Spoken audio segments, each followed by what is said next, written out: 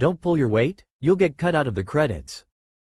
Someone else's story reminded me of this, but this happened back in university. One of my classes had a quarter-long group project that made up most of our final grade. The professor had check-in deadlines, but we were expected to manage our own timeline. My group of 4 decided we would all have roles with different responsibilities on top of our writing sections to keep us organized. I want to say the roles were editor, secretary, tech, and leader, but it was something similar. One guy chose secretary, which had pretty simple jobs: keeping notes from meetings, keeping track of sources, etc. The problem was that he always found some reason to miss the weekly group meetings, so all his tasks fell to us. He then blamed us when he missed deadlines, claiming we didn't tell him when they were. He would know if he bothered to check the meeting notes where we kept a running timeline. Technically, it was his responsibility to update. Whatever writing he did contribute was procrastinated garbage, and the rest of us would have to scramble to redo his sections. We spoke with the professor to see if we could switch team members, but it was a small seminar, so no one else was available. She told us to work it out between ourselves. I tried to talk to him about it, but he always came up with some excuse and nothing changed. Finals week comes around, and as expected, his section was an unfinished mess. What finally made me snap was so insignificant it sounds silly.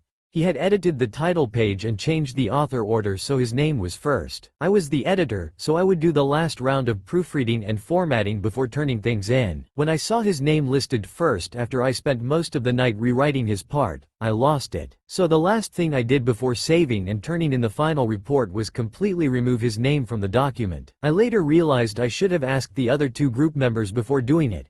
But who hasn't given into a toxic impulse close to midnight? My professor eventually contacted me to ask what happened, and I just explained that he didn't contribute, so including his name would be academic dishonesty. My university was very strict about any kind of cheating or plagiarism, so I knew those were the magic words. I didn't get a reply from her, but I know he got a bad grade because he was blowing up our group chat blaming us all. I ended up blocking his number and thankfully didn't run into him again. TLDR. Slacker group member contributes nothing but tries to take first authorship, so I delete his name from the final draft before turning it in.